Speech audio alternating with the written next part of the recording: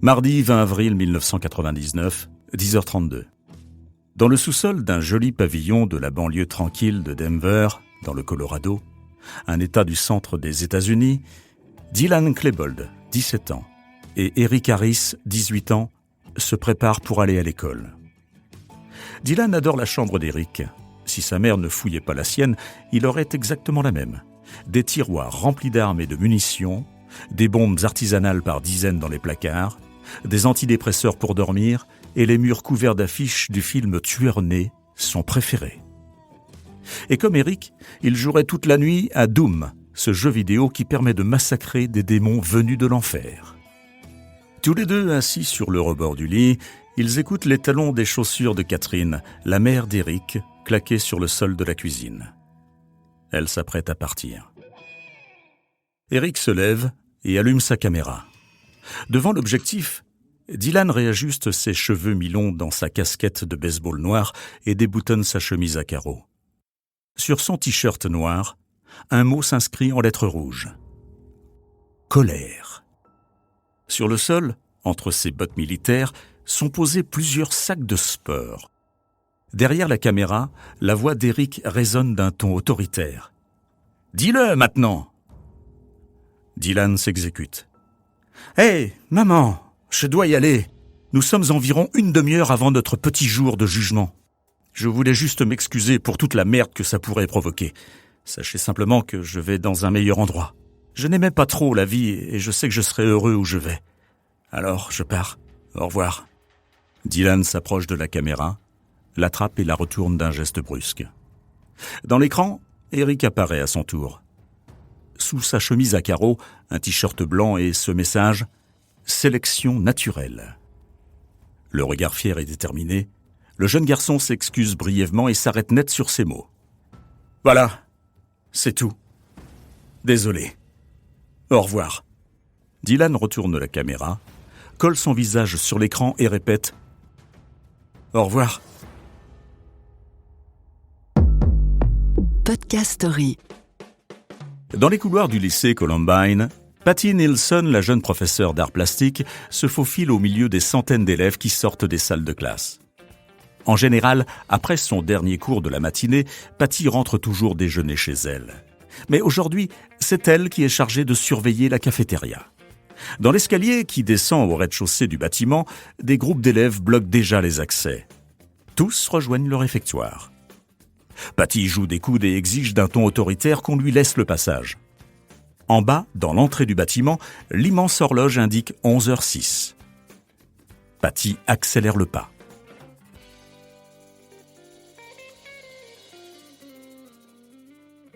Dehors, en haut des marches de l'escalier qui surplombe le parking du campus, Brooks Brown, élève en dernière année, allume une cigarette. Adossé à la façade du bâtiment, les yeux plongés dans le ciel couvert de nuages gris, Brooks se remémore l'examen de philo de ce matin. Il ne s'en est pas trop mal sorti. Enfin, il pense. Dylan roule seul dans sa BMW noire. L'adolescent se refait le film de sa vie. Ses parents, son frère, sa maison. Il n'a jamais manqué de rien. Mais il est malheureux. Pire, il se déteste. Heureusement, Eric est là. Grâce à lui, il peut enfin diriger sa colère contre tous les autres et non plus contre lui-même. Et puis, c'est encore grâce à Eric qu'il va enfin pouvoir disparaître en héros. Un coup d'œil dans le rétro et Dylan esquisse un grand sourire. Plusieurs sacs de sport remplis de bombes artisanales sont entassés sur le siège arrière de sa voiture. Il augmente le volume de la musique, enclenche la vitesse et appuie fermement sur l'accélérateur. Dans moins de 3 minutes, il sera arrivé au lycée.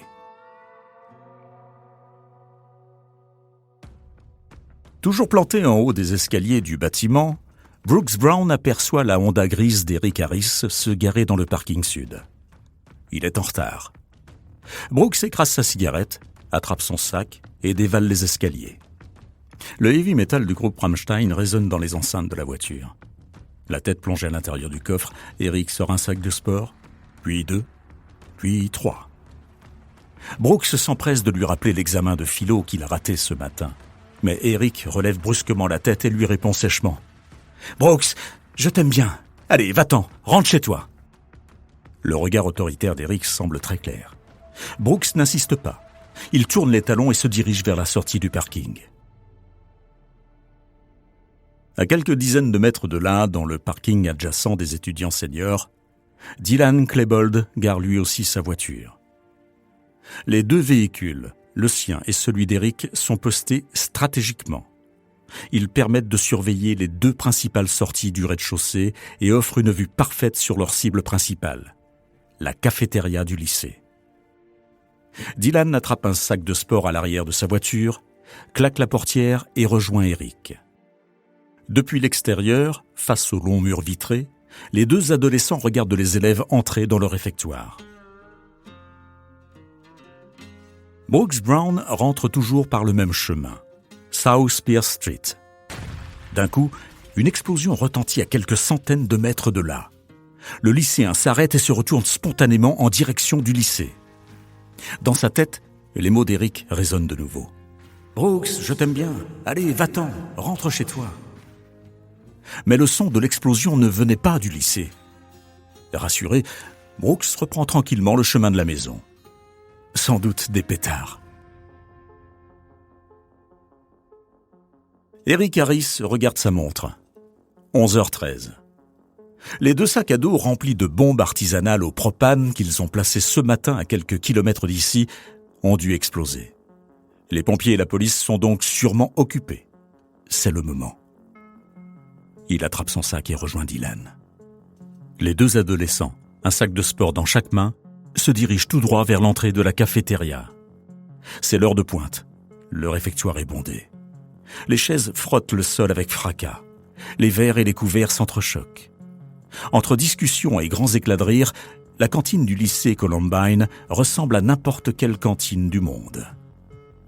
Eric et Dylan se mêlent discrètement à la foule et se faufilent à l'intérieur du bâtiment. Au milieu des quelques 450 sacs à dos qui se trouvent dans la cafétéria, ils déposent les leurs, contenant eux aussi d'autres bombes au propane.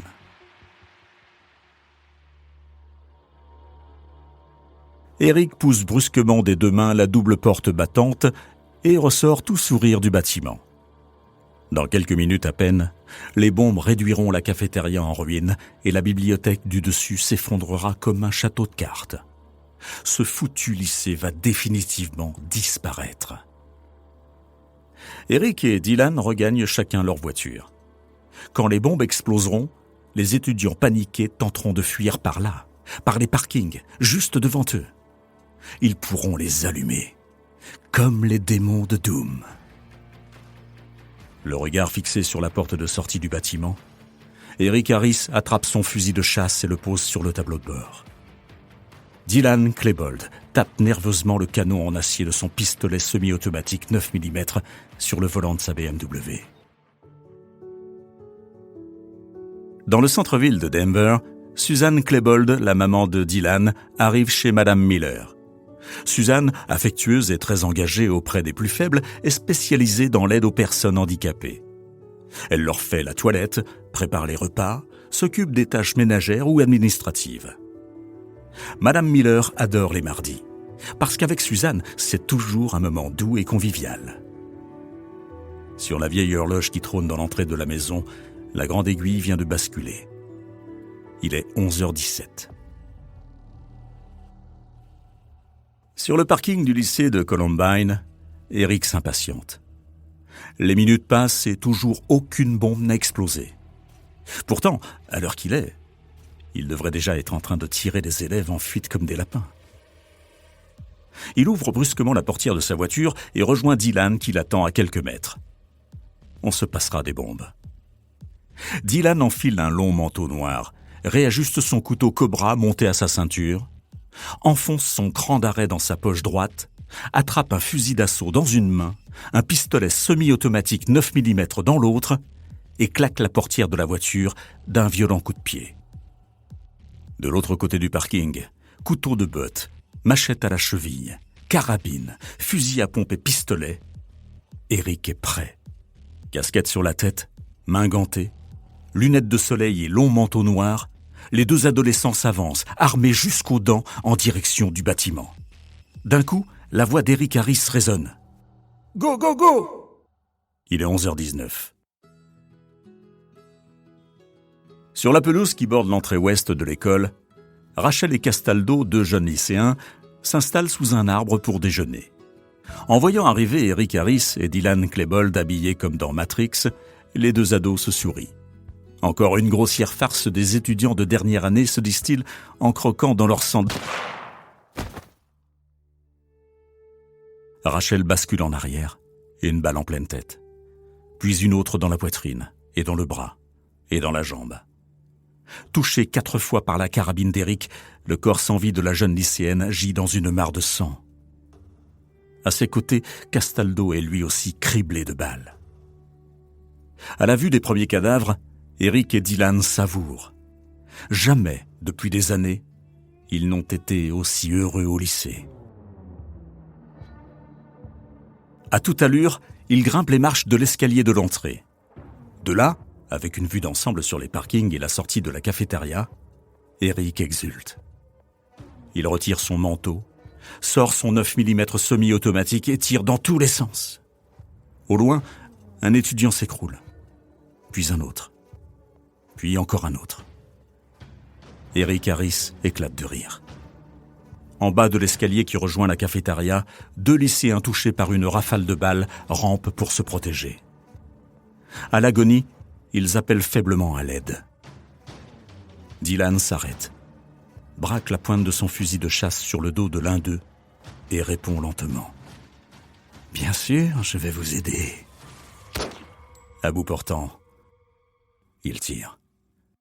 Dylan lève la tête en direction d'Eric et s'écrie « C'est génial! C'est ce que nous avons toujours voulu faire !» À l'intérieur du bâtiment, dans le brouhaha de la cafétéria, Patty Nilsson n'entend que vaguement les détonations. En général, la jeune professeure ne réagit pas aux farces des étudiants, mais cette fois, l'agitation que provoquent ces détonations commence à sérieusement l'agacer. Patty referme la porte et bloque l'accès du corridor le temps d'aller mettre définitivement fin à cette mauvaise blague. Il est 11h22. Derrière la première série de doubles portes du couloir, Patty tombe nez à nez avec Brian, un lycéen de première année. Selon lui, ces détonations viennent du labo où des étudiants du cours de vidéo produisent un film. Mais Patty s'agace. Même factice, comment peut-on laisser des mômes jouer avec des armes à feu ? À l'extrémité du couloir, Eric et Dylan apparaissent, les armes à la main. Furieuse, la professeure se dirige immédiatement dans leur direction. Brian la suit. En voyant Patty Nilsson arriver droit sur lui, Eric esquisse un large sourire. Il lève son fusil et balaye d'une rafale. Les vitres des portes et des salles de classe explosent de tous les côtés. Touché à l'épaule par des débris de verre, Patty se baisse, attrape le bras du jeune lycéen et le tire en arrière. Tous les 2 détalent dans le couloir. Mais quelques mètres plus loin, Brian s'arrête net et se cambre en arrière. Touché d'une balle dans le dos, il s'effondre dans le couloir. Patty le retient fermement par le bassin, le tire sur le côté et ouvre les portes battantes de la bibliothèque. Affolée, elle ordonne à tout le monde de se cacher sous les bureaux et de ne plus faire un bruit. 52 élèves, 2 professeurs et 2 bibliothécaires s'exécutent sans rien dire. Dans le couloir, Dylan regarde Eric et sourit à son tour. « Ça tombe bien, c'est justement là qu'on voulait aller. » Au même instant, à Denver, Susan Klebold soulève délicatement Madame Miller de son siège et l'installe sur le canapé du salon. Comme tous les mardis, les 2 femmes déjeunent ensemble devant leur série télé préférée. Madame Miller est si heureuse. Elle aimerait que Suzanne ne reparte jamais. 9-1-1. Dans la bibliothèque, Patty Nilsson compose en tremblant le numéro de la police. À ses pieds, Brian se vide de son sang. Faiblement, le jeune garçon rampe jusqu'à la salle des magazines adjacente à la bibliothèque.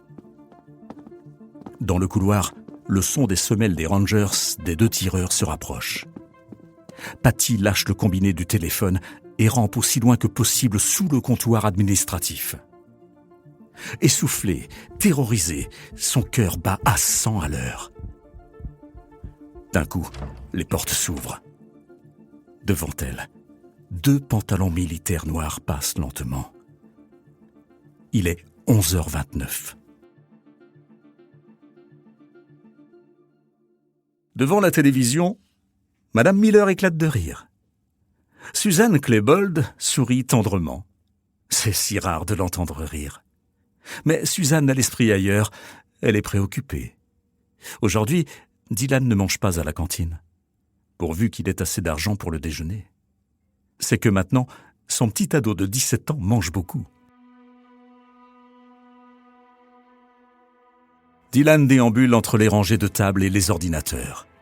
Assis sur son fauteuil roulant, un étudiant handicapé lui tourne le dos. Lui n'a pas pu se cacher.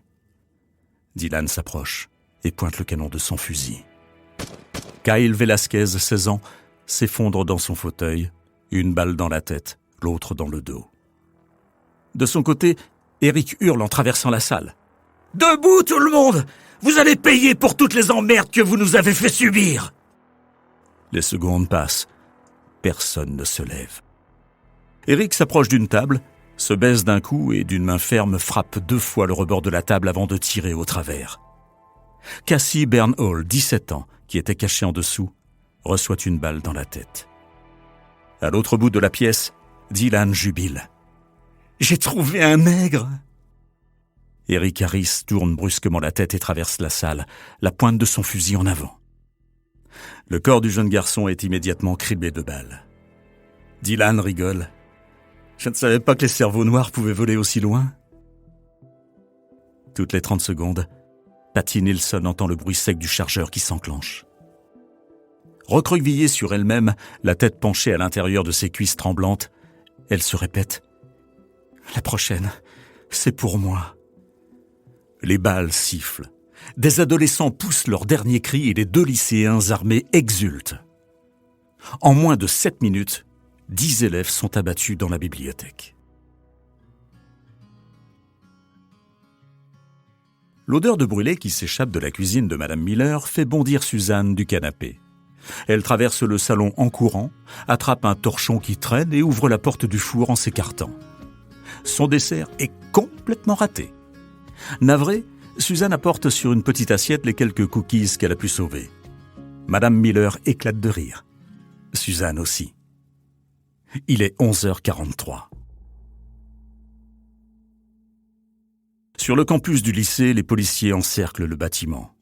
En quelques minutes à peine, des centaines de coups de feu sont échangés avec les 2 tireurs cachés derrière les fenêtres du premier étage. Malgré les dizaines d'élèves et professeurs encore retenus à l'intérieur, aucun d'eux n'ose s'introduire dans le bâtiment. Dans le ciel de Columbine, l'hélicoptère de la police fédérale tourne au-dessus du lycée.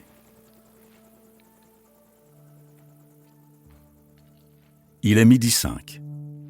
Dans le salon de Madame Miller, le téléphone sonne. Suzanne se lève rapidement pour décrocher. Au bout du fil, Tom, son mari, l'informe de la nouvelle. Une fusillade est en cours au lycée Columbine. Sous le choc, Suzanne ne répond pas. Elle ne pense qu'à une chose, que son Dylan ait eu le temps de rentrer à la maison pour déjeuner. Les secondes passent. Aucun des 2 parents ne parvient à parler. Même dans le salon, les éclats de rire de Madame Miller se sont arrêtés. À la télé, la chaîne a interrompu son programme pour retransmettre en direct la fusillade en cours. La voix tremblante, Tom reprend enfin la parole. « Suzanne, Brooks Brown m'a téléphoné. Il pense que notre fils fait partie des tueurs. » Depuis près d'une demi-heure, Eric et Dylan déambulent dans les couloirs, sans trop savoir où aller, ni vraiment quoi faire. Ils tirent quelques coups de feu dans les murs, les vitres et les plafonds. Sur le sol de la bibliothèque, 10 cadavres gisent dans une mare de sang. Eric Harris s'assoit dos à une étagère, retourne son fusil de chasse et pointe le canon dans sa bouche. Face à lui, Dylan Klebold s'agenouille. Lentement, il place son pistolet semi-automatique 9 mm sur la tempe gauche. Il est 12h08. 2 coups de feu retentissent simultanément au premier étage du bâtiment. Selon le Washington Post, depuis la tuerie de Columbine en 1999, 373 fusillades se sont déroulées en milieu scolaire aux États-Unis. Plus de 344 000 jeunes Américains ont été exposés à la violence par arme à feu au sein de leur établissement. Le quotidien a calculé que ces tueries ont coûté la vie à au moins 193 personnes, majoritairement des élèves, mais aussi des enseignants et autres membres du personnel scolaire, et fait 422 blessés. 393 millions d'armes sont détenues par des Américains pour une population de 340 millions d'habitants, soit plus d'une arme par personne. Nourrissons et vieillards compris. Podcast Story. On a tous une histoire à écouter. Ne manquez aucun épisode de Podcast Story. Abonnez-vous et mettez 5 étoiles sur Podcast Addict, Amazon Music ou Spotify.